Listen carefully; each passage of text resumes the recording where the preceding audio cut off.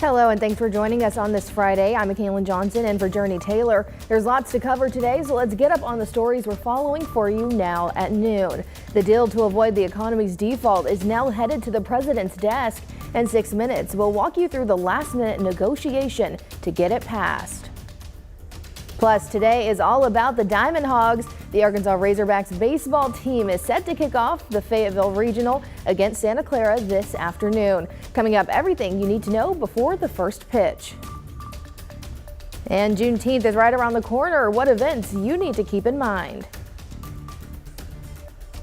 But first, meteorologist Nathan Scott is here with us. Another beautiful day is on tap. What can we expect? Well, happy Friday to you, Mackailyn. It's a little humid out there, a little toasty as well. Temperature is already flirting with 90 in parts of central Arkansas. We're at 89 in Little Rock, 90 right now in Searcy, 87 in Arkadelphia. And with that daytime heating, those clouds are building up. Those cumulus clouds, those puffy cotton ball looking clouds are starting to tower up into parts of the sky. Current dew points are into the 60s, so that's why it feels a little more humid out there compared to this time yesterday. And we have to talk about the feels like number because it feels like 91 in Little Rock, feels like 92 right now in Arkadelphia. The radar loop already started to show some signs. Those clouds developing into a few downpours. There's one little shower into White County, also one lone shower now popping up over southern parts of Yell County. So that'll be the trend today. We're going to have that slim chance there could be a stray shower or storm that does fire up with the daytime heating. Most locations will stay dry. Highs climbing up to the upper 80s to lower 90s. We've got a slightly better chance of maybe a pop-up shower storm on Saturday. I'll let you know which part of the state has the highest chance coming up.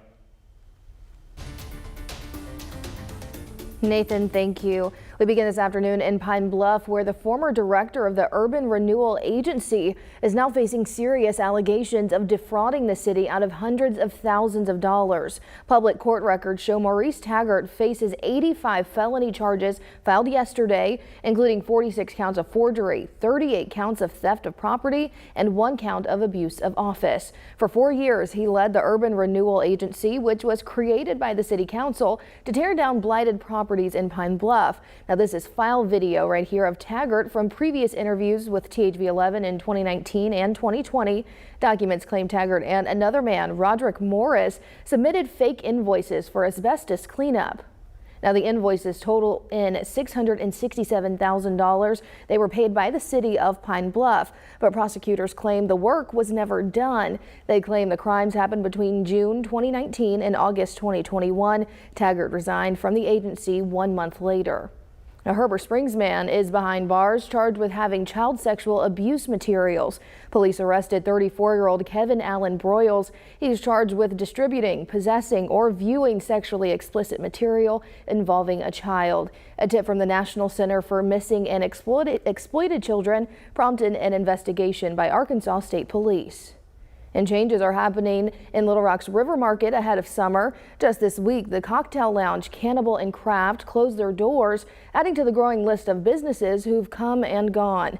Toward the end of last year, the library, a local bar, closed, but many longtime tenants remain. Daniel Bryant is the owner of Gus's Chicken and Big Whiskey's. Both have been in the River Market for more than 2 decades. The River Market needs to do more, and we are working on it to make sure that we keep people coming to us. And you can't take your foot off the gas. I mean, this is, in my opinion, the most unique place in Little Rock. It's got to be protected. Protected both for keeping businesses here and for those who visit. And that is where Little Rock police come in. We've reported on several shootings downtown, including one earlier this week in a parking garage. Officers who patrol the River Market say there's a near constant police presence in the area, and they're looking at ways to make it safer. We sat down with the city attorney and we discussed some options that we have in the River Market. We want people to come in, but we want to make sure that the juveniles that are here are having adult supervision. So that's kind of the balance that we're trying to work through. LRPD is now proposing to raise the curfew up an hour to 9 p.m. They also plan to increase officer patrols. In a THV11 update new today, the legal fight continues over the LEARNS Act the governor's signature education reform plan. On Thursday, plaintiffs responded to a request that the Arkansas Supreme Court reverse a court order blocking the new education law from taking effect. Last week, a judge ruled that school districts cannot take action based on the LEARNS Act until it actually becomes law. Now that happens the first week of August.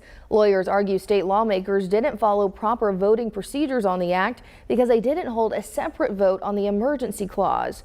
And meanwhile, we're still waiting for the state attorney general's decision on whether he will allow the LEARNS Act to be put to a statewide vote. A group opposed to it refiled their referendum 2 weeks ago, and it follows Attorney General Tim Griffin's rejection of a revised proposal due to what he called missing and insufficient summaries. We'll let you know as soon as the AG announces his decision. President Biden addresses the nation tonight now that Congress has finally raised the debt ceiling with the passage of the Fiscal Responsibility Act. Natalie Brand reports from Washington, D.C. Calling it a big win for the American people, President Biden is promising to sign as soon as possible the bill that raises the nation's debt ceiling and avoids a government default. On this vote, the yeas are 63, the nays are 36. The 60-vote threshold having been achieved, the bill is passed. The Senate passed the legislation late Thursday with bipartisan support, even as 31 Republicans, 4 Democrats, and Senator Bernie Sanders voted against it. We may be a little tired, but we did it. President Biden and House Speaker Kevin McCarthy brokered the deal, which cleared the Senate quickly despite a last-minute push to tack on various amendments. The Biden-McCarthy deal is not conservative in any way, shape, or form. This isn't the piece of legislation I would write, but at the same time, we can't risk defaulting on the full faith and credit of the United States. Senators did secure a commitment from leaders to consider emergency spending down the road and additional military aid to support the war in Ukraine. Republican Lindsey Graham was among those pressing for more defense spending. There's not a penny in this budget to help beat Putin. The bill now heads to the White House just ahead of Monday's deadline, when the Treasury Secretary said the U.S. would start running short of cash to pay its bills. Natalie Brand, CBS News, Washington. The Treasury Department is already taking extra steps to avoid default, auctioning off $15 billion worth of bills today to raise cash. And meanwhile, Governor Sarah Huckabee Sanders announced she's deploying members of the Arkansas National Guard to the southern border to support the state of Texas. About 80 guardsmen will be sent there for the month of July. The governor says the National Guard will work to support the Texas National Guard in the efforts to control immigration.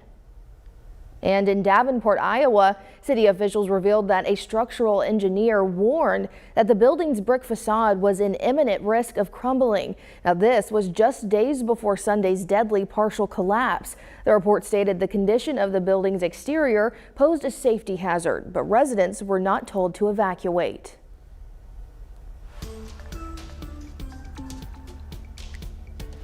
National Cancer Survivors Day is this Sunday, June 4th. More than 18 million people in the U.S. are living with a history of cancer. Exercise is recommended for survivors before, during, and after cancer treatment. Naomi Ruckham introduces us to a group taking it step by step. These women meet every week to walk and talk. I'm out and I'm just being normal. I don't have to think about my disease. I don't have to think about my next treatment. They're all cancer survivors. 9 years ago, Mimi Schneer was diagnosed with ovarian cancer and is currently in treatment for her 5th recurrence. She says walking helps in many ways. And sometimes we do talk about the disease, and that's okay too, because now we're sharing information. The walking group is just one of several programs offered by the Nancy Marks Cancer Wellness Center. And for cancer survivors, it's really important to walk every day. Susan Stein is a cancer wellness social worker. Research shows that the direct impact that physical exercise has on your mental and physical health, reducing anxiety and depression, reducing side effects from treatment. The American Cancer Society recommends survivors avoid inactivity and return to normal activities as soon as possible after diagnosis and treatment.